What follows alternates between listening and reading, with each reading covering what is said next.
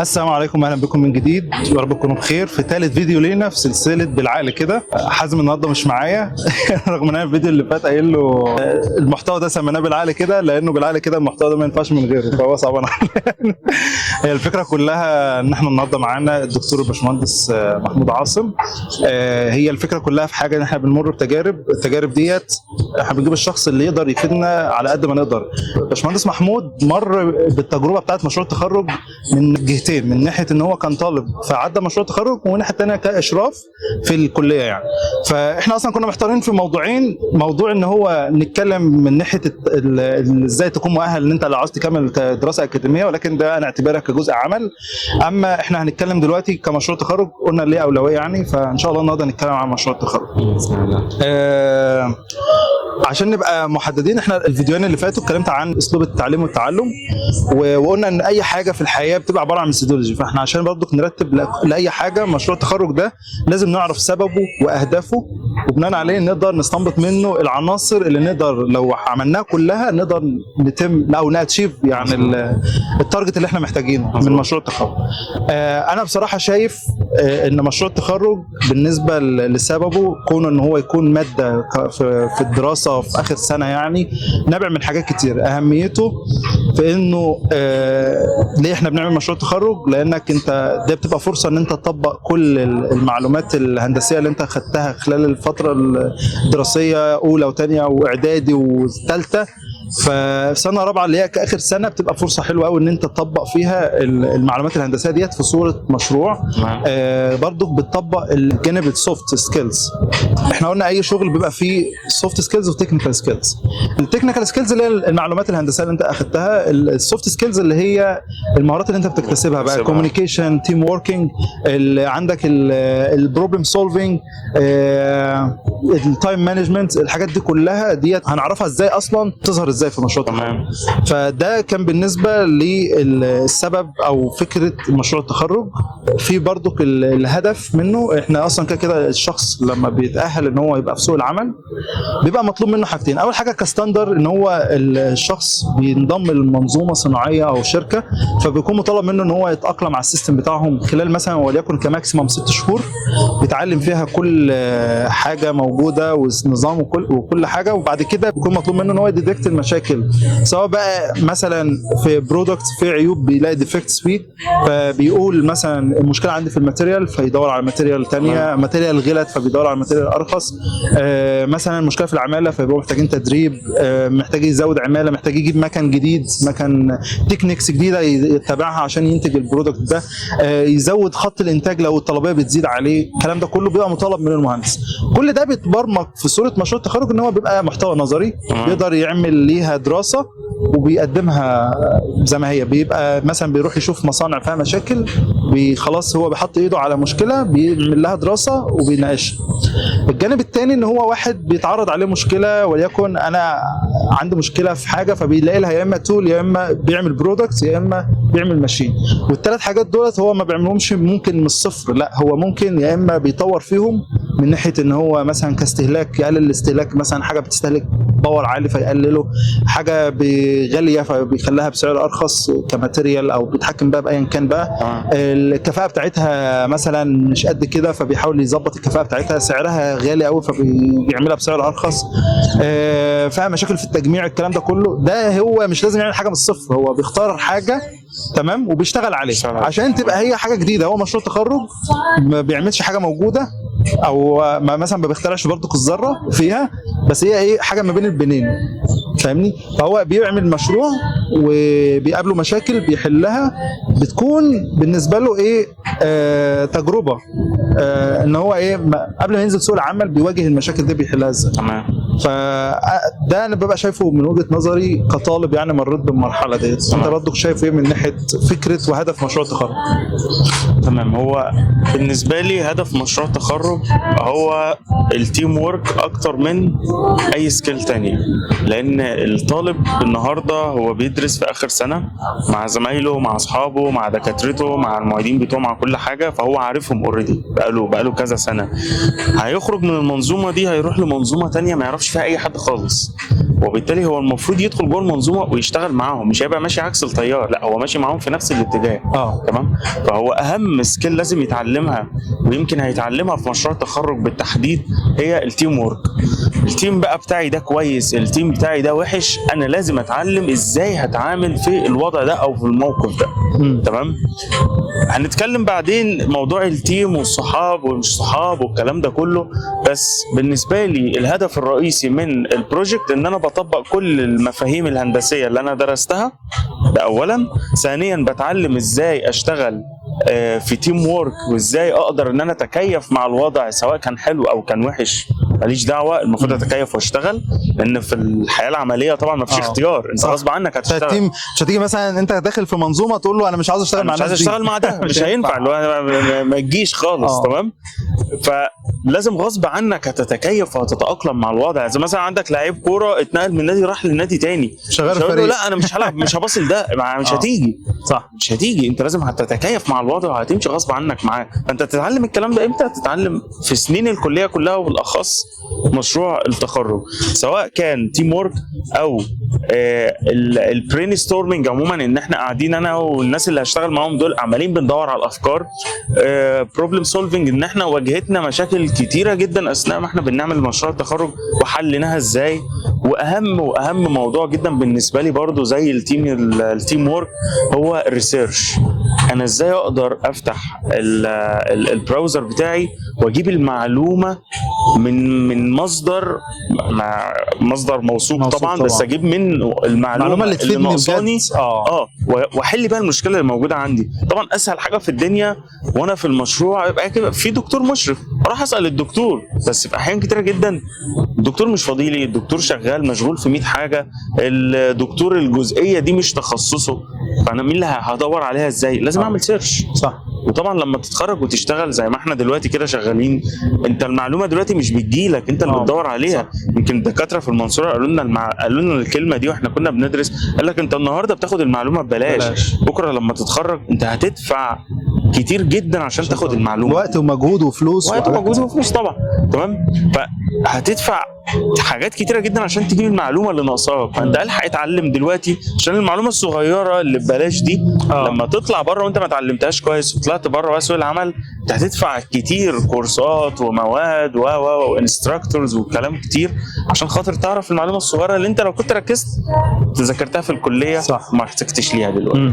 فدول يمكن الاربع محاور بالنسبه لي مشروع تخرج، هو برنسبل بطبقها، تيم وورك، بروبلم سولفنج، وريسيرش.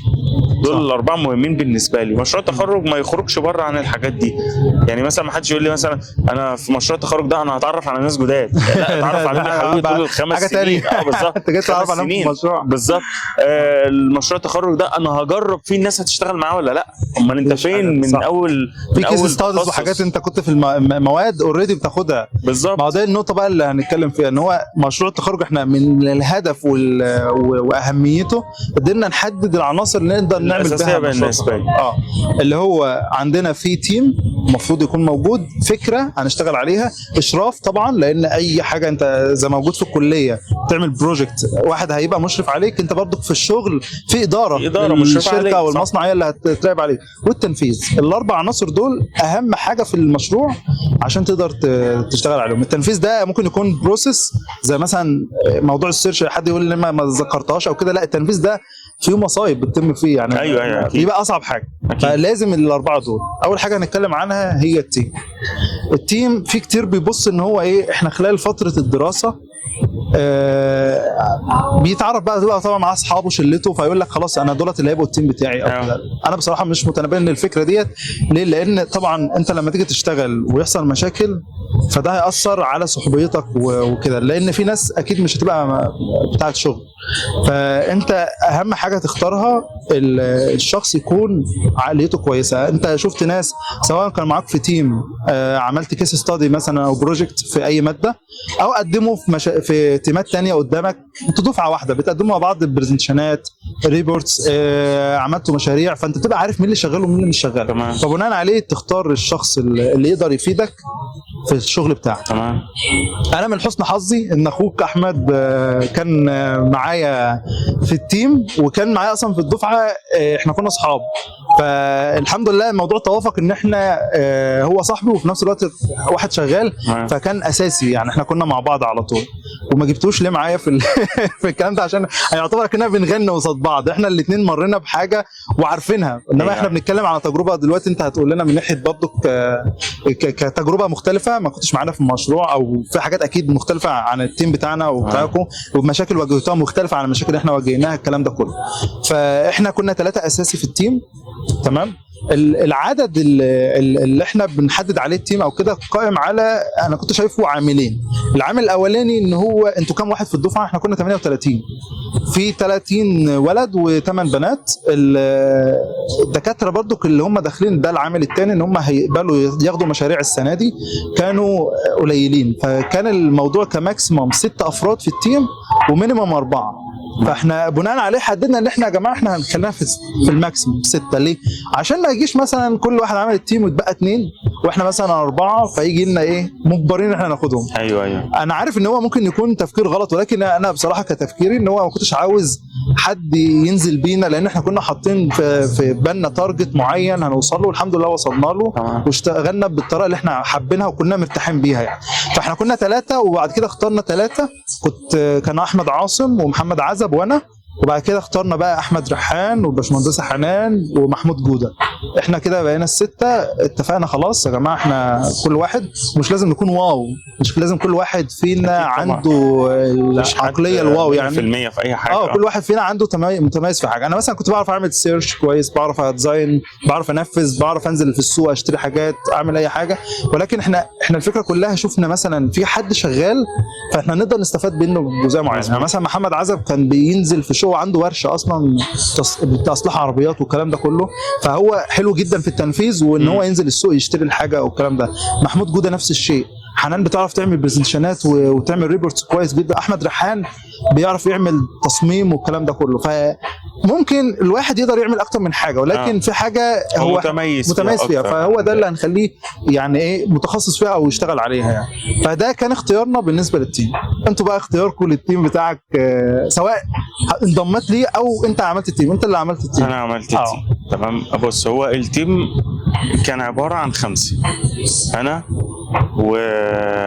واحمد اسماعيل ومحمود الغريب، كيتو كيتو واحمد اسماعيل كان تريكا، ومحمد الكناني ده منتخب، واحمد عثمان. كنا عاملين فريق كوره.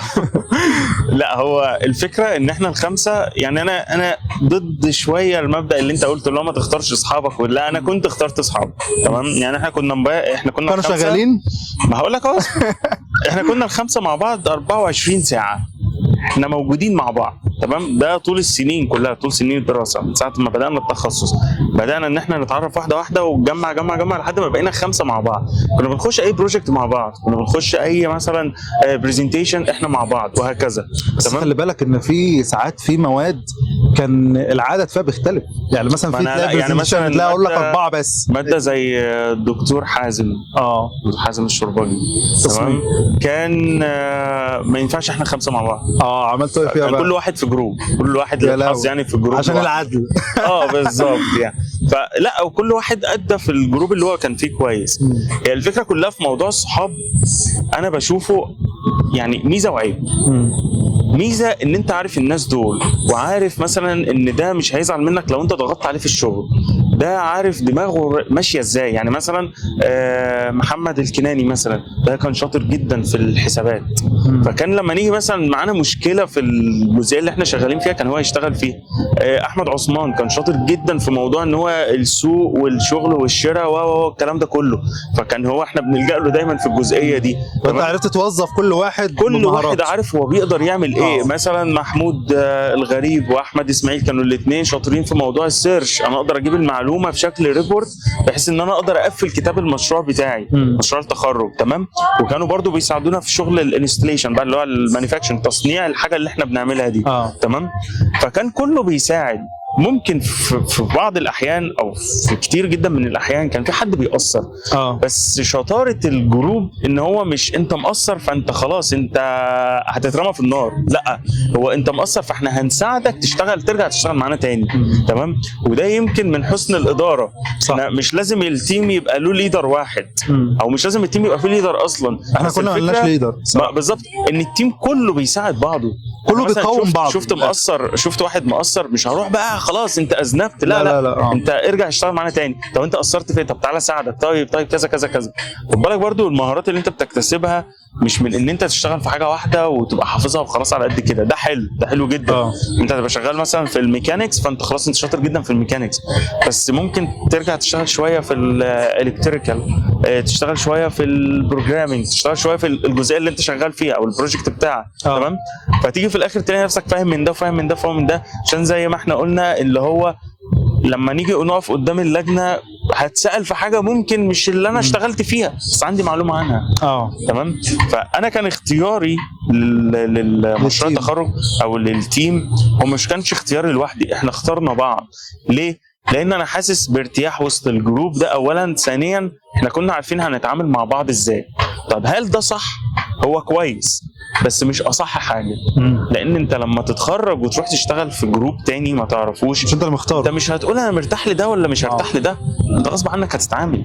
يعني برضو لو احنا جروب 4 والكليه فرضت علينا ان في 2 انا عارف ان هم ما بيشتغلوش وعارف ان هم مش هيعملوا حاجه بس هيجوا معاكم الجروب غصب عنكم، مش هطردهم، مش هقول لا مش هشتغلوا او انا مش شغال مش هشتغل بالطريقه دي، لا، خلاص انت في موقف اتعامل فيه، انت في موقف مش عارف ان الناس دي مش هتشتغل، تبقى ليدر شاطر وتخليهم يشتغلوا معاك، تستفاد بيهم. تستفاد بيهم في اي حاجه حتى لو حاجه بسيطه، تستفيد بيهم، حركهم، اشتغل. يمكن برضو من خبرتي في موضوع المجال الاكاديمي، لما كنت بشتغل في الكليه كان في شباب يجوا يقولوا لي ايه احنا بنقفل التيم بتاعنا بس في 2 3 جايين معانا واحنا مش عايزين نشتغل معاهم.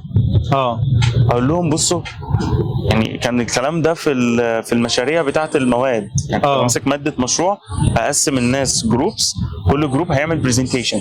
تمام.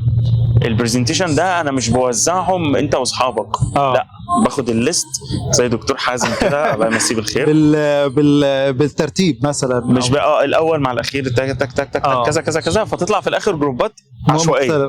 يقول لي انا ما بعرفش اشتغل مع دول. انت جربت؟ لا. طب ما تشتغل. وبعدين اقوم رايح جامع الجروب كله مع بعضه كده بصراحه، يعني اقوم جامع الجروب كله قدامهم وقدام بعض، اقول لهم انتوا ال5 هتشتغلوا مع بعض، لو حد فيكم اشتكى من التاني انه مش شغال الجروب كله اكس بالنسبه لي. صح. خلاص، اصل انت وانس ان انت اشتكيت يبقى انت لما تخرج وتشتغل في الشركه تبقى شكاي بكاء بقى. مش هتشتغل، انت هتقعد طول الوقت تشتكي. انما دلوقتي انت خلاص انت محطوط في امر واقع، تصرف على اساسه. ده امر واقع، ده امر واقع، اتصرف بقى، يلا وريني هتتصرف ازاي، تبقى شاطر ازاي. تمام. فاللي هيجي يشتكي الجروب كله اكس بالنسبه لي، ولا كانكم عملتوا اي حاجه. الجروب بقى كله اشتغل، واحد اللي اشتغل والباقي حافظ البرزنتيشن وهيطلع يعمله براحتكم، مشوها بينكم وبين بعض. هو في الاول في الاخر اللي عاوز يستفيد هيفيد نفسه، واللي مش عاوز يستفيد عنه ما استفادش. انت يعني شايف ان انت هتشيل ضغط ولود في الجروب لان الناس مش مساعداك، صدقني دي خبره. صح، دي خبره كويسه جدا. لقيت ان الجروب بتاعك مريحك وهتعرفوا تتعاملوا مع بعض برضه خبره. انت خدت الجزء بتاعك وذاكرته كويس، والراجل ده هو ذاكر كويس بس، وعرفتوا تتعاملوا مع بعض ازاي، دي خبره في حد ذاتها. واحد بقى دخل مش عايز يشتغل اصلا، شاري دماغه، خلاص انا بحاول اساعده. قبل المساعده تمام، ما قبلش المساعده، وده كان يمكن اول كلمه بقولها لهم في الموضوع تقسيم الجروبس ده، اشتغلوا وتصرفوا، ولو في حد مش عايز يشتغل وشاري دماغه اضغطوا عليه يشتغل. طب لو ما اشتغلش هيبان، ولما يجي في البرزنتيشن وهو بيشرح هو بقى هيتحمل مسؤوليه نفسه. بالظبط. صح. هو بيبان خلاص انا شايفك، وانت الجروب ما جاش منه شكوى، فخلاص انتوا كده كتيم وورك انتوا تمام زي الفل، بس انت اللي مقصر. طب اطلع يلا اشرح، لقيته واقف بيتكلم في موضوع واللي على واللي على الباوربوينت حاجه ثانيه بالظبط حاجه تانية. فخلاص هو باينه، مش ما فيهاش هروب يعني، ما فيهاش فزلكه. تمام. فده بالنسبه للتيم وورك. مش فارق معايا موضوع صحاب مش من صحاب، الاهم في الاخر انت استفدت ايه، لانك لما تتخرج هتشتغل باللي انت استفدت بيه. صح. كتيم وورك، كبروبلم سولفنج، كانك تبقى زي ليدر لتيم. ليدر لتيم يعني لو ما اشتغلتش، لو مش عارف تشتغل مع الناس دي، خليك ليدر ليهم، اللي هو قسم تاسكس وتستلم في ميعاد معين وتراجع معاهم. دي خبره، دي خبره كويسه جدا، هتفيدك طبعا في شغل مصنع، هتفيدك في شغل اي حاجه هتشتغلها تبقى انت تيم ليدر فيه. بتتعامل معاه انه عامل اللي هو انت بتوظفه، قدرت تستفاد منه ولا ما قدرتش، يعني ده تحدي بالنسبه لك. لان المهندس كده هيبقى تحته ناس، هو هيقدر يشغلهم ولا مش هيشغلهم. في ناس اكيد، يعني انت مثلا لما بيجي لك ليبرز مثلا التيم اللي شغالين تحت ايدك فيهم واحد اكيد مثلا بيأثر في الشغل شاطر، فهو انت يا اي حاجه من الاثنين، يا هترفضه يا هتحاول تقومه. ايوه فهي عايده عليك في الاخر. انت هو دايما بيبقى فيهم واحد مثلا، يعني انت لو بتشتغل مع جروب هتلاقي في واحد دايما كده شاطر، خلاص ده هيعتبر الليدر بتاعهم. بس لازم تختبره الاول، هو لما هيجي مثلا معاهم وهيشتغلوا وهيقول لهم يعملوا كذا، هتمشي الدنيا ولا لا؟ ما هو ممكن ليدر من نفسه انا شاطر جدا، بس يجي يشتغل مع جروب تلاقي مضيع الدنيا. صح. من شطاره الواحد ان هو يكون ليدر كويس جدا وفني، او شغل الفنيات ده نص نص مش مشكله، بس يعرف يشغل الناس اللي معاه صح. بس ده بالنسبه للتيم. في بقى عندنا يا اما في فكره المشروع او المشرف. انا بصراحه احنا بالنسبه لنا اخترنا الفكره قبل ما نروح للمشرف. الفكره بتاعت المشروع هي بيبقى لها مصادر، يا اما مثلا بتنزل مصانع بتشوف ايه المشاكل اللي بيقابلوها الكلام ده كله، فتقدر تستنبط منها حاجه، يا اما تعمل مشروع نظري او تلاقي ماكينه فتقدر تعملها بطريقه افضل او تعدل فيها او تلاقي تول او ايا كان. فده المصدر الثاني ان انت ممكن تكلم دكاتره خارج الكليه، ده مش عيب خالص. اكيد. هي الفكره كلها ان انت بتحاول قد ما تقدر تجمع معلومات على اساس انت تعرف ايه الحاجه اللي تقدر تشتغل عليها وتدي فيها كفاءه. يعني انت بيبقى قدامك اوبشنز كتير، افكار كتير، تختار الحلو بالنسبه لك كفكره حلوه، وتاني حاجه اللي تقدر تعمله وزن التايم بتاعك اللي هو والماتيريال اللي موجوده عندك، والماتيريال الموجوده وامكانياتك. لان في مشاريع بتبقى تحتاج تمويل، فيا اما انتوا هتدفعوا من جيبكم يا اما هتاخدوا دعم سواء من الكليه او خارجي، وهنتكلم عن النقطه ديت فيما بعد.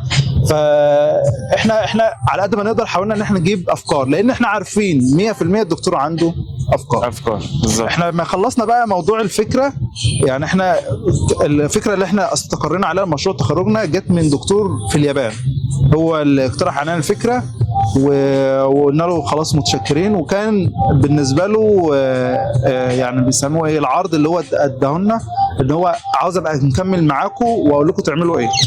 احنا طبعا كنا متخوفين من النقطه ديت، ان هو انت ايه اللي يخليك تقول لنا ابقى معاكم، فاحنا قلنا هيدينا معلومات، انما اتضح ان هو كان عاوز يستفيد مننا كورقه بحثيه، ان هو ايه الناس دي عملت المشروع وخدت الداتا منهم وهيت ومش عارف ايه وكده، لدرجه احنا وصلنا عند نقطه انت عندك المشروع او كفكره ممكن تطبق باكتر من طريقه.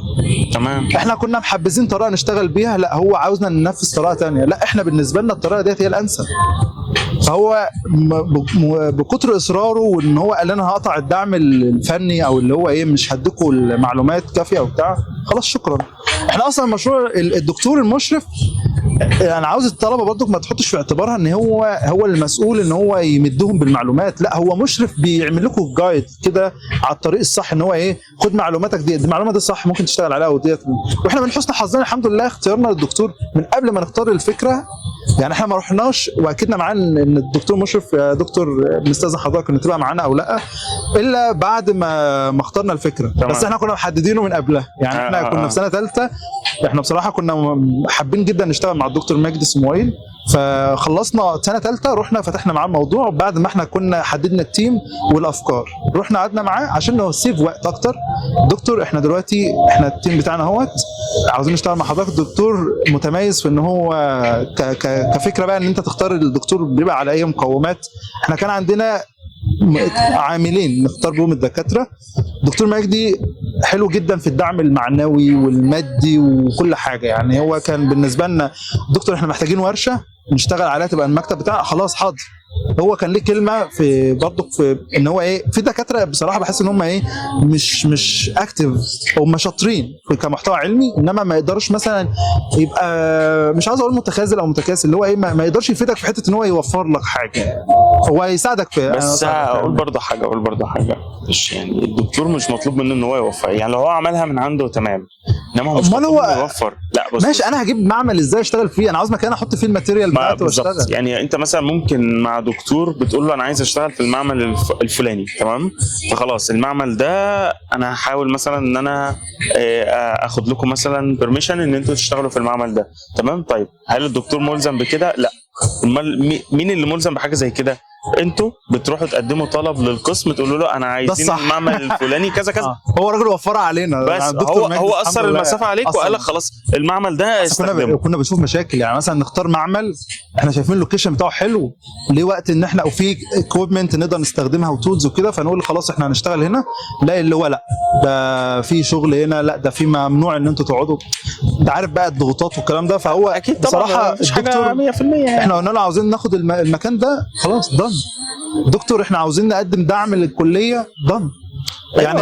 هو كان حاجه من الاثنين، يا اما كان والله قالها لنا ممكن اخد لكم سلفه على حسابه هو ويدعمنا بيها، ولكن احنا فضلنا ان احنا نعمل الفواتير بكل حاجه نشتريها، وقال لنا انا 100% هجيب لكم الفلوس. وده قائم على ايه؟ يعني هي 70% من قيمه المشروع، ولكن هي حلوه طبعا. كل ما تدفع 70% من قيمه المشروع بتوفر عليك اكيد. الفكره ان انت لو معاك فكره كويسه، هو ده بقى النقطه اللي انا قلت لك عليها، اللي احنا كنا بندور على حاجه واو عشان نعملها بطريقه كويسه، ما دام عندنا امكانيات والباور ان احنا نعملها، وفي نفس الوقت نبقى عندنا حجه قويه ان احنا لما نيجي نقدم ورق للمشروع للكليه، الكليه تقول المشروع ده فعلا يستاهل، احسن كلها مش هتدعم كله، تمام، هي هتدعم المشروع اللي يستاهل.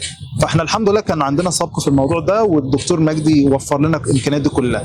ده غير ده الجانب المعنوي والمادي الخاص بالكليه، غير الجانب العلمي.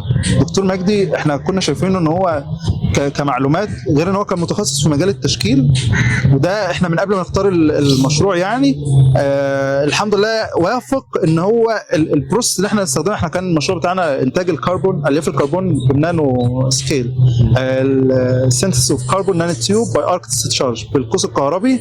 في كانت عمليه كيميائيه، وده الراجل كان عاوز الدكتور يعني بتاع اليابان هو اللي كان عاوزنا نعملها، احنا فضلنا ان احنا نعملها بالارك تشارج لان كانت ابسط واسهل وكده يعني. فالدكتور مجدي ساعدنا في الجزئيه دي، لان في التشكيل احنا عندنا اللحام بالقوس الكهربي. أيوة. فهو كباور سبلاي مثلا بينتج الباور ده بالفولت والكلام ده، لان احنا كان الموضوع كله كنترول على الباور والامبير والكلام ده، فهو قدر يفيدنا فيها. بجانب ان هو اضاف لنا الدكتور محمد الشافعي في مجال الماتيريال، بالاخص النانو ماتيريالز، عشان نطلع البرودكت بتاعنا. احنا كنا الفكره مش ان احنا نعمل ماكينه، على قد ما احنا الماكينه ديت هي صح ولا غلط بناء على البرودكت ده طلع مطابق للمواصفات. احنا اخترنا الكربون نانو تيوب لان الجرام فيها كان ب 700 يورو، فالموضوع كان بالنسبه لنا اللي هو احنا بننتج ذهب يعني. أيوة. هو حاجه عاليه، والابلكيشنز بتاعتها كتير قوي، احنا طبعا ذكرناها ولكن احنا ما عملناش، احنا كان في ايدينا نعمل برودكت، يعني احنا طلعنا ماتيريال اوريدي ممكن نعمل برودكت بيها. يعني مثلا كنا هنعمل رينفورسمنت، نستخدم البارتكلز دي كرينفورسمنت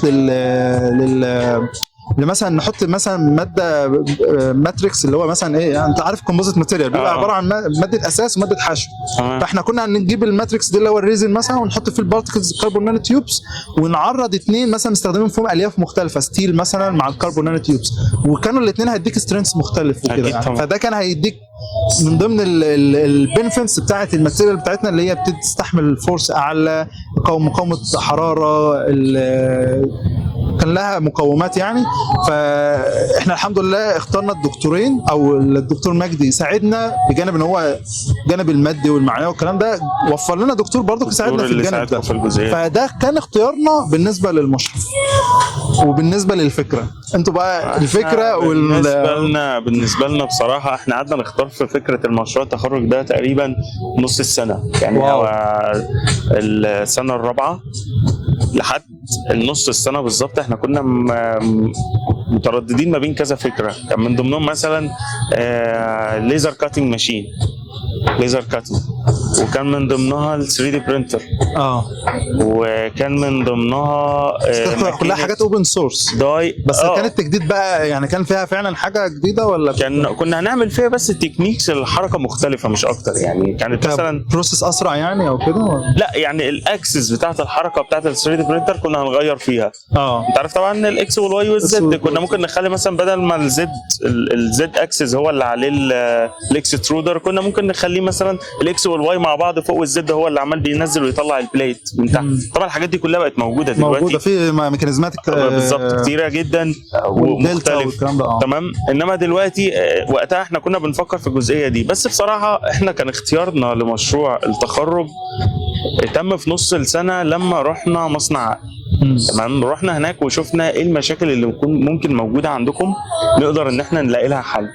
فكان من اكبر المشاكل اللي بتقابلهم خطوط الدهانات، الكوتنج. تمام. فاحنا قلنا ان احنا ممكن نعمل تصميم لخط انتاج، خط كوتنج كامل. تمام.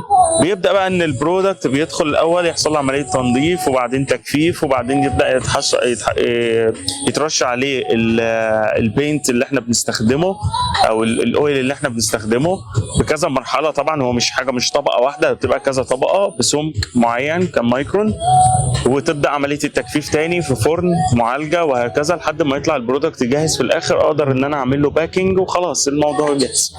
فاحنا كانت الفكره دي بصراحه هي اكتر حاجه عجبانا. يعني يمكن لا طب في الاول على طول ولا بعد؟ لا انت بتقول دلوقتي كان في نص السنه تقريبا. ما هو في نص السنه احنا خلاص خدنا الفكره دي وقلنا هننفذها. واللي قبل كده كان محاولات كان محاولات لدراسه الموضوع كتكلفه وكوقت تنفيذ بس ما نفعناش. عشان كده انا بقول ان احنا بدانا على طول في اجازه بعد ما خلصنا الامتحانات. يعني احنا كنا في فتره الراحه يعني وكده، لا احنا كنا بنتجمع في الكليه وبدانا ان احنا خلاص يا جماعه احنا حددنا التيم بتاعنا اهوت، تعالوا بقى ندور على الفكره ونشوف. لان انت بيبقى قدامك براح، لسه ما دخلتش في الدراسه، لسه ما مش ملزم بحاجات كتير. لان انت في الاول في الاخر ايام الدراسه انت هتكون مجبر ان انت تشتغل على مشروع التخرج، تتابع حياتك الشخصيه، اللي عندك المواد اللي انت لازم تدرسها لانك انت مش هتهملها. يعني احنا مشروع التخرج مهم كماده، ولكن المواد الثانيه مهمه برضه مهمه اكيد، فيها حاجات مهمه. لا احنا بصراحه ضغطنا نفسنا جدا في موضوع النص ترم ده او الترم الثاني قصدي، معلش. ضغطنا نفسنا فيه كشغل. حاولنا ان احنا طبعا نوفق ما بين الدراسه والشغل العملي بس احنا ضغطنا نفسنا. يعني يمكن ايام كنا بننزل يوم الجمعه نروح المصنع عشان نشتغل هناك. المصنع عقل كان ساعدنا كتير جدا في الموضوع ده، اللي هو موفر لنا مكان والتول. احنا رحنا برضه مصنع ما بالظبط يعني هقول لك دلوقتي الفكره. فكان موفر لنا مكان. المصنع عقل ده اللي وفروا لنا برضه والدي احمد كان معانا، اللي هو طب هنعمل فين؟ قال لبابا، بابا قال له خلاص تعالى انا اوفر لكم الامكانيات والكلام ده. هو على طول مصنع لي بصراحه، يعني مش بتكلم كده عشان يعني والدي ولا حاجه، بس هو كان على طول ولحد دلوقتي بالتنسيق مع جامعه المنصوره بروجكتس التدريب بتاعك كان هناك. التدريب بتاعك فهو بصراحه توفر لنا هناك المكان والتولز والماتيريال وكل حاجه يعتبر كانت موجوده من هناك.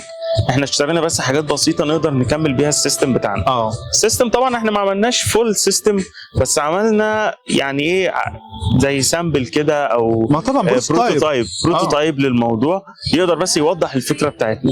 لان التنفيذ اكيد كان هيبقى تكلفتها عاليه لو انت بتتكلم على فرن، صح؟ هو بصراحه يعني احنا كان لاين كامل تكفيف ورش وكل حاجه. انت عملته بروتوتايب بس كامل يعني كأن السيستم شغال بالظبط. تمام. مش عامل الجزئيه اللي فيها مشكله، لا انت موضح ان هو ايه، لا عشان المراحل ده هتعدي بيها بالظبط. لا هو احنا كان ده بروتوتايب لسيستم كان مش فاكر طبعا الابعاد بتاعته كانت كام في كام، بس كان هياخد مكان كبير يعني. تقريبا كان 30 متر مربع حاجه زي كده يعني، خط كامل وشكل حلزوني رايح جاي كده. يعني انت اصلا عامل اوبتمايزيشن للسبيس اللي هياخده بالظبط، وده المساحه الاقل او اللي هي اصغر حاجه ممكن اعملها كبروتوتايب كخط انتاج، واعمل له البروتوتايب بتاعه اللي هو ايه، انا بوضح فكره بس. اوضح الفكره بتاعتي. تمام. فدي كانت الفكره خاصه بالمشروع. جت ازاي؟ جت الفكره كده طبقناها، الحمد لله عرفنا نطبقها، بس كانت ضغطه كبيره جدا. احنا اتاخرنا في الوقت كتير، احنا كنا بدانا من بدري، كنا خلصنا اكيد طبعا. بعد كده المشرف كان قبل الفكره. المشرف لا بصراحه، يعني احنا المشرف عندنا كانت الدكتوره ساره بهلول. تمام. الدكتوره ساره بهلول، احنا كنا جبنا الفكره الاول، يعني انتوا اخترتوا كنا جبنا 4 افكار. 4 افكار، بس دي ما كانتش من ضمنهم بصراحه. تمام. ورحنا قعدنا مع الدكتوره ساره وقلنا لها احنا عندنا 1 2 3 4. فهي مشكوره قالت لنا انا معاكم في ال4 افكار، بس انتوا اقعدوا الاول ادرسوا شوفوا الجهه الاقتصاديه من الموضوع، يعني تدفعوا في كام في كل مشروع، والوقت اللي انتم محتاجينه عشان تنفذوا المشاريع دي. لان حاجه مثلا زي الليزر كاتنج ماشين، الليزر كاتنج اللي هي بتقطع طبعا معادن والخشب والحاجات دي كبيره، حجمها كبير جدا، وكانت تكلفتها برضه هتبقى عاليه جدا. تمام. فلما جينا درسناها لقينا ان احنا لا، احنا صعب ان احنا نعمل حاجه زي كده، وخاصه ان كل البارتس بتاعتها استيراد. الليزر، التيوب بتاع الليزر، المرايات، الحاجات كلها اصلا بتبقى بيسموها ايه، سب كومبوننتس. انت بتاخدها زي مثلا اي كومبوننت عندك، في حاجات بتعملها من فاكتورينج انت، وفي حاجات بتجيبها زي الفالفز، المواتير، الكلام ده. فمعظم معظم الحاجات كانت غاليه جدا تشتريها. تمام. فقعدنا طبعا لحد نص السنه، وبعدين قعدنا مع الدكتوره ساره قلنا لها يا دكتور احنا جبنا فكره 1 2 3. تمام. زي الفل، اشتغل. احنا دوسنا في الموضوع، وهي بصراحه ساعدتنا كتير جدا، محدش يقدر ينكر فضلها في الموضوع ولا المجهود اللي عملته معانا. يعني يمكن دكتوره ساره كمان كانت معايا 24 ساعه تواصل في اخر شهر قبل المناقشه. ما شاء الله. كنا بنخلص كتاب المشروع، كنا عملناه وخلصناه وبعتناه للدكتوره تراجعه. مضغوطين بقى طبعا. تراجعه، والمشروع نفسه كفاينل وازاي يشتغل وتجارب كانت تنزل معانا المصنع وبتشوف الشغل شكله عامل ازاي، ولو في مشاكل كانت بتقول لنا عليها. ضغطت معانا كتير جدا، وتحضير البرزنتيشن والكلام ده كله، لا ضغطت معانا كتير جدا بصراحه، ما نقدرش ننكر فضلها في الموضوع ده. تمام. ده كان بالنسبه لفكره مشروع التخرج وازاي اشتغلنا فيه. طبعا قسمنا الشغل ما بيننا وما بين بعض كتيم، كل واحد الحته اللي هو متميز فيها بيقدر يشتغل فيها، وفي الاخر خالص وصلنا للفاينل برودكت بتاعنا وعرضناه. يعني احنا كده غطينا نقطه التيم، نقطه الفكره، المشرف، التنفيذ. بقى المشكله الرابعه، احنا بالنسبه لنا بعد ما خلاص حددنا مع الدكتور الفكره بتاعتنا ان احنا نشتغل عليها واقتنع بيها، وقال لنا طبعا براحتكم. يعني هو كان الدكتور مجدي اقترح علينا مشروع لامينيشن ماشين، مكنه تعمل الباجز. انا مش عارف انا قلتها ولا لا من كتر ما احنا بنعيد الباجز بتاعت شكاير وكده يعني، بس احنا ما اقتنعناش بيها. رحنا فعلا مصانع وشوفنا حاجه، بس احنا حبذنا اكتر الكربون نانوتيوب. فهو ما كانش عنده مشكله خالص، ولا كان متحمس لفكرته بالدرجه اللي هي، لا سابنا. هو مجرد اشراف يعني. الدكتور هو بس انت بتلجأ له في حته ان هو ايه، احنا ماشيين صح ولا لا، عشان خاطر لما تيجي تقدم الموضوع في الاخر احنا قدمناه بالطريقه كذا والصحيحه. فالتنفيذ، احنا اول حاجه لما قعدنا مع الدكتور واتفقنا، احنا كنا كتيم متفقين على الفكره، الدكتور برضو وافق على الفكره ودعمنا بقى، قال لنا خلاص التجهيزات كذا كذا كذا. احنا كان المطلوب مننا ايه بقى؟ نجيب بقى المعلومات ديت اللي بيجيبها لك يعني مش دكتور او حد، انت اللي بتدور عليها بنفسك. فاحنا اول حاجه احنا ما نعرفش حاجه عن الموضوع ده، فاول حاجه كنا نعملها جنرال سيرش، ان احنا كل واحد يا جماعه هيروح النهارده قدامنا اسبوع بالكتير، كل واحد هيدور على الموضوع ده كبحث عام، ايه العمليات حتى المختلفه. يعني احنا كنا ساعتها لسه على تواصل مع الدكتور بتاع اليابان، فاتفقنا احنا هندور على كل البروسيس، نشوف ايه الابسط وايه الاحسن، وان هو اللي هيدينا الكفاءه الاحسن ونشتغل عليه. فكل واحد كان روح عمل بحث. على نص الاسبوع عملنا ميتنج كلنا من غير الدكتور. تمام. احنا طبعا من النقطه المهمه اللي انت المفروض تعملها بعد ما تختار التيم، اللي انتوا تعملوا كوميونيكيشن، يعني على موقع التواصل مثلا تليجرام، واتساب، اي حاجه لازم يكون لكم جروب. وطبعا في جروب تاني اللي فيه دكتور مشروع التخرج، وهنقول برضه هنتكلم عليها التعامل ازاي بيبقى فيه يعني. فالجروب الخاص ما بينك وبين التيم ده تهبدوا فيه براحتكم يعني. انتوا بتجمعوا معلومات، واحد بيسال يا جماعه طب احنا هنتجمع امتى ومش عارف ايه الكلام ده. فاحنا قعدنا نص الاسبوع بحثنا كلنا، كل واحد كان عامل PDF، مش لازم يعني تعمل باوربوينت وكده، حاجه في الاول في الاخر ان ايه، احنا عاوزين نوصل لمعلومه من الاخر. فكله كان بيبحث بحث عام وكلنا اجتمعنا. طبعا النقطه ديت بتحدد طبعا مين اللي عنده استعداد يشتغل والكلام ده. وفي واحد مثلا هتلاقيه ايه حصلت معانا، واحد قام رامينا البي دي افايه في الجروب، يا جماعه دي المعلومات اقروها. لا ما انا ممكن اقراها من على النت عادي يعني. أيوة. وانا عشان اكتب يعني المعلومه اللي انت جبتها، ما انت انا بحثت فيها. يعني انت مش بتبحث على براوزر تاني او محرك بحث من المريخ، احنا كلنا بنبحث في نفس الموضوع. انت قابلت المعلومه اللي انا قابلتها، ولكن انت فهمتها بطريقه انا فهمتها بطريقه. فاحنا كلنا لما نيجي نقعد مع بعض ونتكلم فيها، فكر احمد غير فكر محمود، كل واحد هيفهم بالطريقه، فاحنا هنكمل بعض. وهي دي كانت النقطه. انا فتحت البي دي اف بتاعي، يا جماعه النقطه كذا كذا كذا، الانواع كذا كذا كذا، البروسيس كذا كذا كذا، البرودكت كذا كذا، الناس اللي بتدعم الموضوع ده في مصر، اللي مش عارف ايه الكلام ده بره، ايه الوضع، حد عمله قبل كده الكلام ده كله. نفس الشيء مع احمد عمله، محمد عزب عمله، حنان عملتها، جود عمله، كلنا قلنا نفس الكلام. بعد كده لما اتجمعنا وخدنا الافكار، احنا مش هنروح بقى نقول للدكتور ده الافكار العامه. لا، احنا بنبقى قاعدين تاني. احنا بنبقى قاعدين تاني، يا جماعه طب بصوا، خلينا نتواصل تاني مع الراجل بتاع اليابان ونقول له احنا وصلنا لكذا او ايه الاحسن فيهم والكلام ده، لان احنا معلومه مش كامله برضه. فحددنا معاه طبعا، لما اجبرنا ان احنا نسلك مسار محدد احنا ما كناش مقتنعين بيه، رغم ان هو الدكتور في اليابان، بس احنا ما كناش مقتنعين بيه واحنا كنا صح. نتخيل بقى الموضوع ده. فاحنا قطعنا علاقه بيه خالص، واجتمعنا احنا هنسيرش مع نفسنا، لان احنا شايفين ان ده سهل لينا، احنا نقدر نتحكم في العمليه ديت احسن من الكيميكال. وبعدين احنا اصلا شغل ميكانيكا، ايه اللي يخلينا نعتمد على عمليه كيميكال وهي موجوده ميكانيكال اصلا؟ ما هي الارك ديسشارج عباره عن الكتريكال او كيميكال برضو عمليه، ولكن احنا شايفين احنا نقدر نتحكم فيها كميكانيكال احسن يعني. تمام.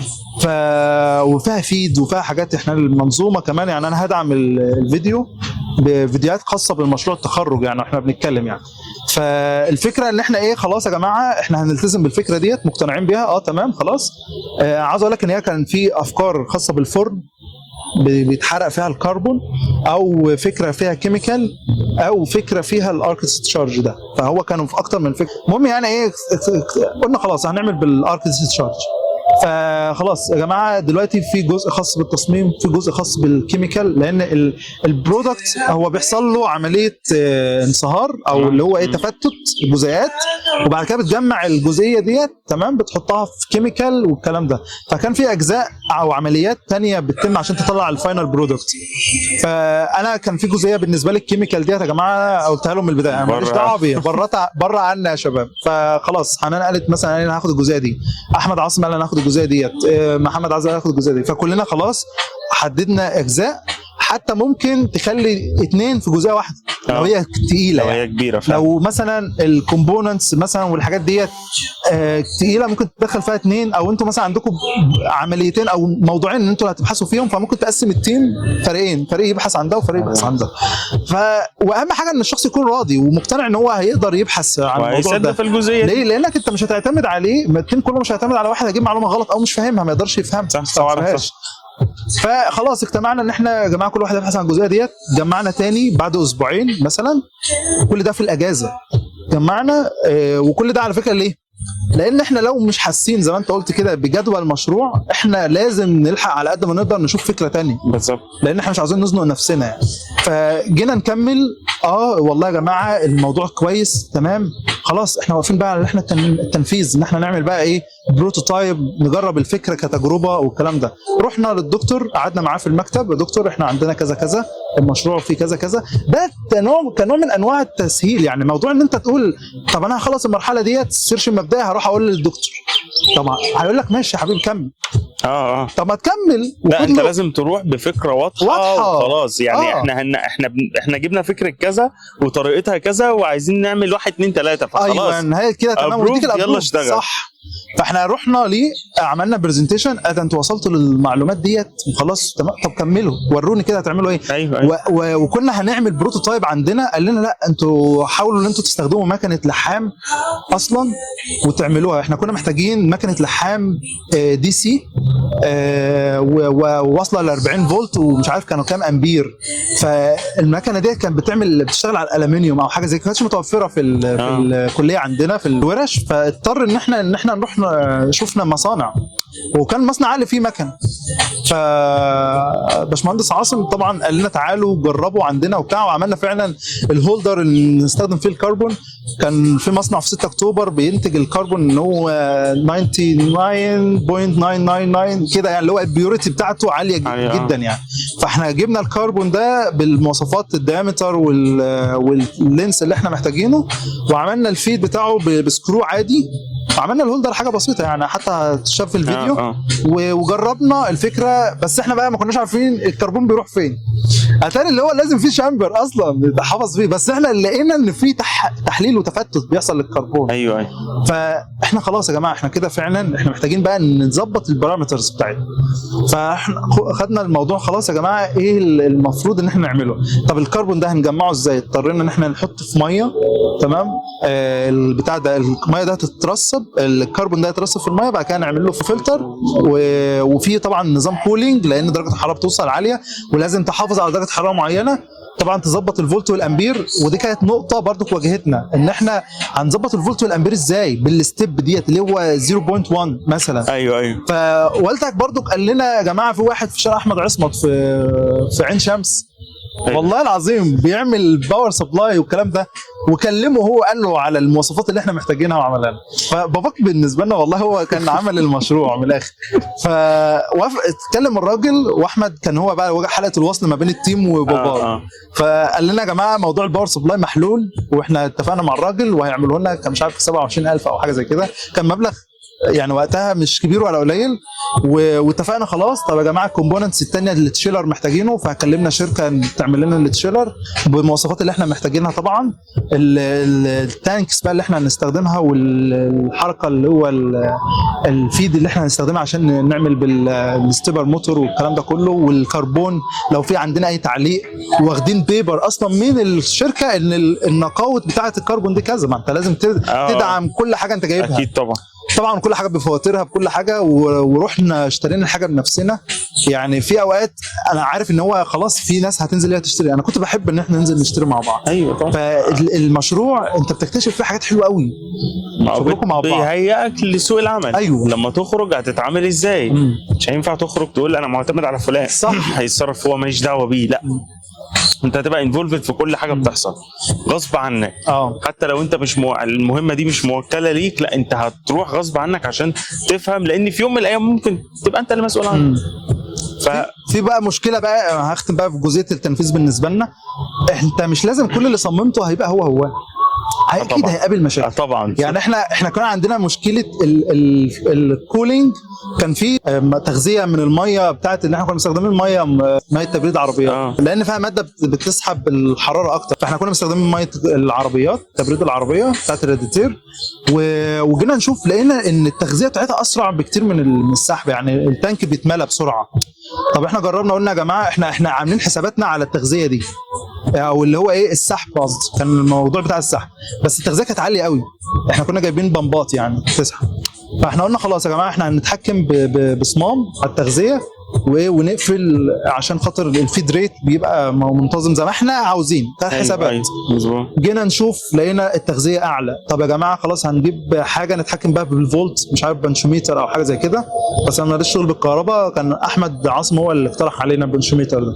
بعد كده قلنا خلاص هنغير البامب بتاعه ما يبقوش هما الاثنين زي بعض، جبنا بامب جديده للسحب. يعني في واحده بالتغذيه ديت بتدي فيد ريت عالي، وجبنا الواحده اعلى منها بقى تسحب اعلى. تمام. وجينا نشوف قلنا لا يا جماعه طب ما نحاول نظبط الكولينج ونغير في البارامترز الثانيه، بحيث ان فانت السيت اب والاعدادات ديت بتختلف طبعا عن الدراسه النظريه اللي انت عاملها. فهو ده بقى ساعات انت مثلا بتقول رحت مثلا جربت حاجات في المصنع او الكلام ده كتجربه، لانك انت مش هتصرف على حاجه لان فيها ماتيريال. يعني احنا بالنسبه لنا مثلا في وليكن احنا البرودكت بتاعنا مثلا او الماكينه هنستخدم فيها الومنيوم. انا كواحد ديزاينر مثلا حددت يا جماعه احنا هنعمل ده، وانا كواحد تنفيذ بقى خدت الديزاين وراح اقطعه ليزر وانا رحت قطعته بلازما الومنيوم، ايه اللي هيحصل؟ هيسيح. مين اللي هيتكلف يتحمل تكلفه البتاع ديت؟ اللي نفذ، او لو التيم كله اجمع ان هو قطعه بلازما. فالقرار في حاجه زي ديت طبعا فيه تكلفه اكيد طبعا. فعشان كده بقول لك التجربه، لو في حاجه نقدر نعملها كتجربه في بره يعني، او في الكليه، احسن بكتير من ان انت تبدا على طول. ولما بتيجي تاخد قرار لازم كلكم تكونوا مجمعين عليه وعارفين ان ده القرار الصح، عشان توفروا على قد ما تقدروا في الاهدار بتاع الماتيريال. يعني احنا إيه اللي خلانا نشتري صمام؟ إيه اللي خلانا نشتري بامب؟ هي مشاكل لازم كده كده هتواجهها. فانت ده حاجه عاديه مبدئيا، اللي هي كده كده وش هيحصل مشكله. وحصل عندنا ان في بامب من البامبات ديت عطل يوم المناقشه الصبح. ده طبيعي حاجات بتحصل، جداً. انت بتبقى اللي هو ايه يا جماعه، ده بيبقى يوم انا عملت ايه؟ فدي كان بالنسبه لنا الحمد لله كل حاجه كانت ماشيه تمام. البرزنتيشن عملناه مظبوط، وكتبنا كتبنا الكتاب فعلا والدنيا كانت ماشيه تمام. فبس دي كانت بالنسبه لي التجربه، وكانت تجربه حلوه الصراحه يعني مع التيم. بالنسبه لنا انا والشباب يعني، احنا طبعا زي ما قلت لك الفكره كنا جايبينها في نص في الترم الثاني، قبل بدايه الترم الثاني، فكان ما قدامناش اصلا وقت للتنفيذ. فكان ما قدامناش وقت كبير قوي للتنفيذ. وبالتالي احنا كنا معتمدين ان الحاجه اللي هتيجي هنستخدمها وهننفذها وهنخليها تطلع مظبوطه زي ما احنا عايزين. غصب عنها خلاص ما فيش وقت. يعني يعتبر احنا تقريبا عملنا 3 مرات نزول للحسينيه في المنصوره ومناطق في القاهره وستورز معينه كده بتاعت الكترونكس موجوده في القاهره برضو. نجيب منها الحاجه وخلاص وهنرجع نشتغل. طبعا التنفيذ ده يعني مش بقول كده والله عشان انا اللي بتكلم، بس انا اشتغلت في التنفيذ كتير جدا. يعني يمكن انت اللي اجبرت نفسك، انت اخترت ناس يعني اللي انت قلت ايه خلاص هنطلع منهم شغل، ما لو ما طلعوش شغل انت اللي اخترت. بالظبط، بكونك انت اللي كونت التيم فانت خلاص ما قدامكش اوبشن تاني. وهم كانوا بيساعدوا، هم كانوا بيجوا يركبوا ويعملوا الكلام ده كله، بس انا كنت يوميا في المصنع. يعني اخلص الكليه اطلع على المصنع اشتغل في التجميع والتقفيل. وخاصه برضو ان والدي كان مبلغ الناس في المصنع ان ما حدش يساعده. انتوا ادوا له التولز، يعني ادوا له الادوات والحاجات اللي هو عايزها، بس ما حدش يساعده، ما حدش يعمل له حاجه. تمام. فانا كنت مضطر ان انا اشتغل بايدي خلاص، انا ما قداميش اوبشن تاني، مفيش اوبشن تاني. والشباب اللي معايا طبعا يعني كان مثلا ايه الكليه اللي وراه حاجه، اللي بيبقى مثلا وراه ظروف معينه ايا كان، فكان مش يوميا متاح. كنت انا الوحيد اللي من المنصوره، يعني كنت اطلع كنا لازم نكون كلنا موجودين. عارف اللي هو الذبيح كل واحد يشهد على الذبح يعني. لا يعني هو اصلا بتبقى ظروف يعني غصب عنه، فاهم؟ كلها غصب. انتوا عندكم براحه شويه في الموضوع، احنا كنا ستاندر. فموضوع التنفيذ والتجميع وكل ده انا كنت انفولفد فيه بطريقه يعني صعبه شويه. يعني يمكن حتى كان في موقف حصل كده مع دكتوره منى ابو العز. كنت قاعد شغال في المصنع وموجود تحت، هو المشروع كله كان عباره عن بوكس معدني كده كبير وجواه ستيشنز كده، فانا كنت نازل تحت البوكس بالظبط زي اللي بيصلح العربيات موجود تحته. تمام. فالدكتوره منى كانت داخله المصنع وماشيه، وبعدين لقيت المنظر ده، فهي ما تعرفنيش انا موجود تحت. فبتسالني يا كابتن فين مكتب مش عارف مهندس مين كده، فانا قمت رايح طالع من تحت كده ولا ازيك يا دكتور، انا عارف الصوت طبعا، ازيك يا دكتور. فقمت رايح بتقول لي انت اللي بتعمله في نفسك ده؟ قلت لها بقى يعني بابا اللي ما حدش الكبير حكم ما اقدرش اقول حاجه. والله هي لا فائده كبيره جدا الواحد يشتغل بنفسه بايده، عشان أكيد. بيقدر يحس بالمشكله اللي هو ايه انا محتاج اعمل كذا. انما او بعدين كده لما تنزل مصنع، لو انت مهندس واقف في مصنع وفي حاجه غلط حصلت ولا ايا كان، مش هتروح بقى تقول لي هاتوا لي فني هو اللي يعمل الكلام ده، او هاتوا لي واحد بقى يلحقني. لا اتصرف انت لو شغال بايدك هتعرف تتصرف ساعتها، مش هتاخد وقت. فده موضوع التنفيذ. بصراحه احنا مخلصين تنفيذ تقريبا قبل المناقشه باسبوع باين. عملنا التجارب بتاعتنا ونقلنا البروجكت جوه الكليه، وتجارب تاني وثالث ورابع بس، ودخلنا المناقشه بتاعتنا وخلاص. تمام. طب بالنسبه نقول تاني بالنسبه للكتاب، انتوا دلوقتي اشتغلتوا خلاص وعملتوا النقط، مثلا احنا عملنا تجارب، عملنا عمليات معينه وفي نتائج، التنظيم بقى بيبقى عامل ازاي الكتاب كواقع دلوقتي كواحد اكاديمي ان هو انت دكتور او مشرف موضوع، لان احنا بالنسبه لنا خدنا كتب مشاريع واشتغلنا على اساسها يعني. لا بص، هو قول لي انت عملته ايه وايه الصح، او مثلا الحاجات اللي المفروض الناس تخلي بالها منها يعني. مظبوط. الكتاب احنا عملنا ايه؟ احنا عملنا ان الكتاب كان متقسم عباره عن شابترز، كل واحد مثلا اللي اشتغل في الميكانكس، اللي اشتغل في الالكتريكال، اللي اشتغل في الحسابات، اللي اشتغل في البحث في الاول خالص اللي هو النظري، الشغل النظري اللي موجود في الاول. فكان كذا شابتر، كل واحد مسك الجزئيه اللي اشتغل فيها وعمل الشابتر بتاعه. يعني مثلا محمد الكناني كان شاطر جدا في الحسابات، اخذ الجزء بتاع الكالكوليشنز كلها، اللي هو انا مثلا السبيد، الفيد، التايمنج بتاع كل حاجه، المعدل بتاع الرش مثلا، الفيد ريت او السبراي ريت اللي احنا كنا بنستخدمه.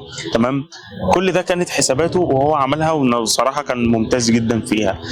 في جزئيه ثانيه كانت الديزاين، ميكانيكال ديزاين ده انا واحمد عثمان اشتغلنا فيه. كان معانا الديزاين سوليد وورك اناليسيس بتاعته، كل البارتس اللي استخدمناها ميكانيكال جمعناها في شابتر واحد بشرح مفصل وبسيط للتجميع والكلام ده كله. عندنا برضو الجزء بتاع الالكتريكال، كان محمود الغريب واحمد اسماعيل ومحمد اخويا كان اشتغل معاهم بس كبراكتيكال، مش كتجميع، مش ككتابه. يعني ازاي بقى عملنا التوصيلات واستخدمنا الاردوينو، انهي نوع التوصيلات بتاعتنا شكلها عامله ازاي، استخدمنا سيرفوهات ايه وموتور ايه، الكلام ده كله. تمام، فده كان تقفيل الكتاب. وكان في اهم شابتر فيهم اللي هو الليتريتشر ريفيو، اللي هو انا بدور عن اصل الموضوع ده اتعمل ازاي وايه التطورات بتاعته ووصل اخره ايه وانا هضيف عليه ايه بعد كده. ايوه تمام، ده كان من منظورنا كطلبه. تمام، طبعا كان الدكتور ساره بتوجهنا في الموضوع ده. انما لو هتيجي تتكلم عن شغل بقى اكاديمي صح، عايز تعمل كتاب صح، فده اللي انا اتعلمته فعلا في الماجستير. ازاي؟ انت اول حاجه بتعمل انترودكشن عن الموضوع اللي انت بتتكلم فيه، وبعدين تعمل ليتريتشر ريفيو اللي هو الموضوع ده مين عمل ايه فيه، وبعدين تبدا تتكلم عن الثيوريتيكال بتاعتك، يعني الحاجه اللي انت الفكره بتاعتك عايز تعمل فيها ايه، وهتجيب النواتج ازاي، وهتحلل النواتج دي ازاي، الكلام ده كله ثيوريتيكال بلان. وبعدين تبدا تخش في جزئيه البراكتيكال اللي هو خلاص بقى الاكسبيرمنتال، انا بقى بنفذ الحاجه اللي انا بفكر فيها دي وبجيب نواتج وارقام والكلام ده كله. وبعدين في الاخر خالص الكونكلوجن بقى والدسكشن بتاعتي، اللي هو انا وصلت لان انا مثلا عند الفولت او القيمه المعينه دي باخد نتيجه قد كذا، وعند القيمه دي احسن نتيجه، عند القيمه دي اسوأ نتيجه، وهكذا. الكونكلوجن في الاخر ان انا بعمل 1 2 3 4 وده يفضل في الوقت ده وده يفضل في الوقت ده. اخر حاجه خالص ريكومنديشن، بتقول بقى توصيات، اللي هو انا ممكن استخدم ده وابقى اعمل ده واعمل كذا واعمل كذا، الكلام ده كله. وفي حاجه في الاخر خالص كده بتضاف او ما بتضافش، يعني على حسب حاجه اسمها الفيتشر وورك، ان بقى اللي جاي بعدي انا مثلا انا وصلت لحد اخر الطريق ده، تمام، بس انا ممكن اعدي الشارع واكمل طريق جديد، فانا اللي جاي بعدي ده بقول له خد بالك انا وصلت لحد هنا، انت ممكن تعدي الجزئيه دي وتبدا طريق جديد. ده الفيوتشر وورك، سواء انا اشتغلت فيه او حد تاني اشتغل فيه، بس انا بحط ايه دلالات كده، اللي هو انت بعدي ممكن تشتغل في كذا، انت بعدي ممكن تشتغل في كذا. وكتير جدا من الابحاث بيبقى فيها الموضوع ده، بحيث ان انا مثلا واحد خلص كتاب الماجستير بتاعه حاطط فيه الفيوتشر وورك، انا اجي بعده عايز اشتغل في نفس التخصص، فاشوف كده هو وصل لايه، ده انا ممكن اعمل التعديل الصغير ده واطلع فكره جديده، بعمل التعديل الصغير ده واطلع فكره جديده. تمام. فده كتقفيل كتاب او كتقفيل شغل النظري بتاع المشروع التخرج. وانت برضك قلت على نقطه خاصه باختيار المشروع التخرج مع الدكتور، ان انت بتفضل يعني ان هو الواحد يتجه لمسار ان هو يعمل ورقه بحثيه. طبعا يعني هو ده يفضل. وبعدين الورقه البحثيه مش مطلوب منك انك تخترع حاجه مش موجوده، او انت بتحسن على حاجه. حتى برضو في بعض الحالات كان يقول لك انت لو جيت عملت مثلا اكسبيرمنت، تمام، وانت متوقع او انت بتعمل السيرش ده كله عشان خاطر تزود انتاجيه حاجه معينه وقلت، لا لقيت الانتاجيه بتقل مش بتزيد، دي في حد ذاتها حاله بحثيه. انت جيت تعمل حاجه معينه او تعديل معين طلع بالسلب مش بالايجاب، دي في حد ذاتها حاله بحثيه وتستحق ان انت دراسه وبيبر والكلام ده كله، عشان لما يجي حد بعدك يجي عليه نفس الفكره ما يروحش يطبقها بقى ويلاقي نفس المشكله تاني. ايوه لا صح. يشوف حل ثالث بقى بيدور في حاجه تانية. يعني هو لو مشروع تخرج وفشل بيبقى ورقه بحثيه؟ مش فارقه، لا ما ينفعش برضو، ما ينفعش مثلا اقوم راح قايل ايه انا هعمل عربيه بتطير واجي اعمل العربيه اللي بتطير دي وتفشل فشل ذريع اقول ورقه بحثيه، ما ينفعش. في دفعه قبلنا كانوا عاوزين يعملوا ترانسفورمر، قلت لهم يا جماعه انتوا في ده مش مشروع تخرج، احنا جهه صناعيه بنعمل حاجه بتخدم بقى فود اندستري، ميكانيكال مثلا حاجات او ميديكال اي حاجه، انما مش تجيب لي حاجه مالهاش علاقه هستفاد بها ايه بالظبط، هتستفاد بها برودكشن. فهو انت دلوقتي مثلا انت لو من ضمن الحاجات برضو اللي احنا نسينا نتكلم فيها في موضوع الدكاتره، ان دايما الدكتور تلاقيه عنده افكار وانت تروح عايز تعرض افكارك عليه، تمام؟ هو تلاقيه يقول لك لا اشتغل في دي، انت ما يجيبكش الكلام ده. هو الدكتور منين الافكار دي جايه له؟ هو مش قاعد بيحلم بيها وخلاص، لا هو ده راجل طول عمره عايش في بحث، فهو عارف دلوقتي الترند اللي شغال ايه. يعني مثلا عارف ان المشروع ده له قيمه، دي حاجه ما حدش بيعملها والناس كلها بتحاول تبحث فيها دلوقتي ومش واصلين لنتيجه. طب ما تيجوا احنا نجرب، ما تيجوا نشوف نتيجه ونطلع نتيجه لينا، تمام؟ فساعتها فكره الدكتور دي بتبقى حلوه جدا، بس 99% من الناس الطلبه بقى اللي رايحين يقول لك لا الفكره دي مش عجباني، انا عايز اعمل بقى حاجه اللي هي ما حصلتش. هو ممكن يرفضها لو هي مش قد قدراته، انما ما ينفعش ان هو يبص لا اللي هي مش قد قدراتي انا عندي حاجه اعلى من كده. بالظبط، ده ما ينفعش. يعني هو تاكد ان الفكره اللي عند الدكتور دي انت ممكن تعمل بيها ورقه بحثيه سهله جدا، لان هو عارف ومتابع الترند اللي انت شغال فيه ايه. انما هتيجي دلوقتي تقول لا اصل الدكتور ده مثلا الفكره بتاعته دي مش حلوه، انا عايز اعمل فكره تانية احسن من اللي هو قالها، ماشي بالنسبه لك، انما بالنسبه للحياه العمليه لو هتكمل في المجال الاكاديمي فلا، في افكار الدكتور دايما بتبقى احسن بنسبه 90%، لان هو ده الترند اللي شغال دلوقتي في البحث. ده لو انت هكمل في الحياه الاكاديميه. يعني انا لسه حد في التيم اصلا عاوز يعمل المشروع ده على اساس ان هو في ناس كتير بتبقى بتبص. انا مثلا كواحد انا كنت باصص على حاجتين، يا اما يا جماعه هنعمل المشروع ده ويبقى ستارت اب لينا، يعني ندخل في مشاريع ونعمله احنا بنفسنا، او حد شركه مثلا بتدعم الستارت ابس او الكلام ده. وكان الجهه الثانيه ان هو في مجال بحثي. انا بصراحه احنا كلنا كنا مجمعين ان احنا عارفين ان احمد عاصم هيتخصص في الشغل الاكاديمي، مش عاوز يشتغل بره.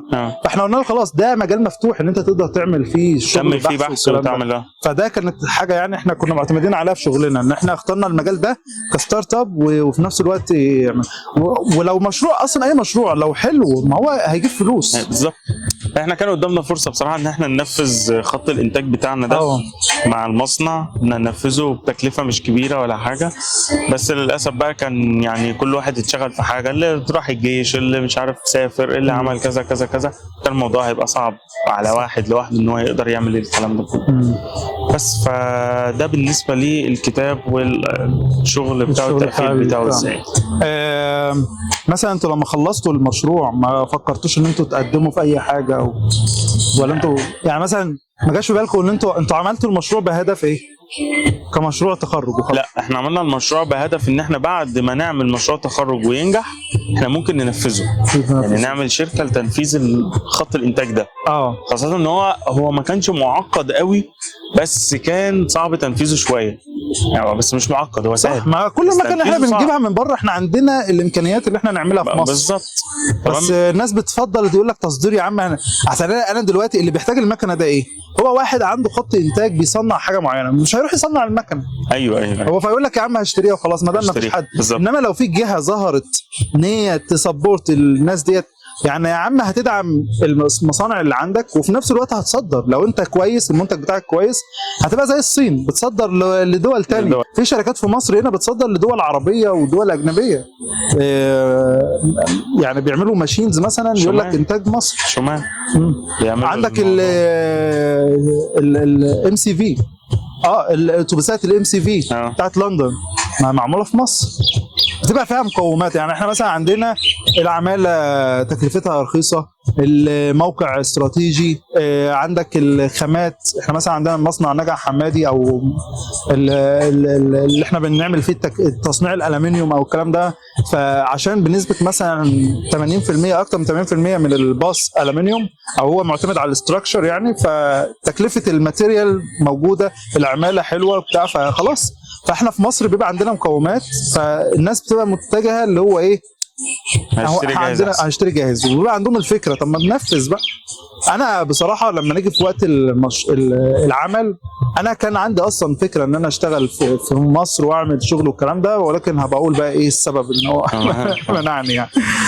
فبس بس يعني الموضوع كده كتوتال كمختصر للموضوع، يعني ان مشروع تخرج تستفيد منه ايه او ايه فكرته، تستفيد منه ايه، تكون التيم بتاعك ازاي، تشتغل ازاي، تجمع داتا ازاي. واهم حاجه الواحد لازم يتعلمها طول ما هو في الكليه، موضوع السيرش. ازاي اقدر اجيب المعلومه، لان في ناس بتتخرج للاسف ما تعرفش ازاي تجيب معلومه. لازم تقعد تسال في الناس. ممكن حد يديله معلومه غلط، ممكن حد ما هو مش فاهم فبيديله معلومه غلط وخلاص. زي الناس دلوقتي بتستخدم شات جي بي تي، نفس البتاع يعني. مثلا لو الترجمه العربيه اليك ما تريده وناقل الكلمه بالظبط. ايوه فهو برضه لازم يعني شات جي بي تي من الحاجات الحلوه جدا اللي الواحد يستخدمها، بس لازم يقرا ويشوف. هي تولز بتساعدك، انما مش هي اللي هتعمل لك كل حاجه. بالظبط صح. تعرف ان انا بدات اعمل بوستات يعني الفيسبوك والكلام ده من خلال شات جي بي تي. انا بحط النقط والعناوين وبقول له مثلا ايه يدعم لي بامثله، بدل ما اقعد افكر واتعب دماغي والكلام ده. فلا هو بدا يبحث لي على الاكزامبلز، بشوف فيها بقى انا اللي بقرر اذا كانت فعلا مظبوطه ولا لا، ابدا اعدل تعمل ايه وما تعملش ايه بالظبط. انما ما ينفعش تعتمد على تولز ان هي اللي تعمل لك ديسيشن للحاجه اللي انت عايزها يعني. صح. فبس احنا اتكلمنا النهارده عن مشروع التخرج، ان شاء الله برضو في مواضيع كتير يعني بالنسبه للمجال الاكاديمي، ازاي ترتب نفسك من وقت ما انت طالب لحد ما تتخرج وكده، لان لا تجهيز من البدايه صح. ايوه اكيد طبعا. وطبعا في برضو تجارب عن الشغل والسفر والكلام ده ان شاء الله يبقى خلال المرحله الجايه. اظن نكتفي بهذا القدر حاليا. اترككم في حفظ الله ورعايته، والسلام عليكم ورحمه الله وبركاته.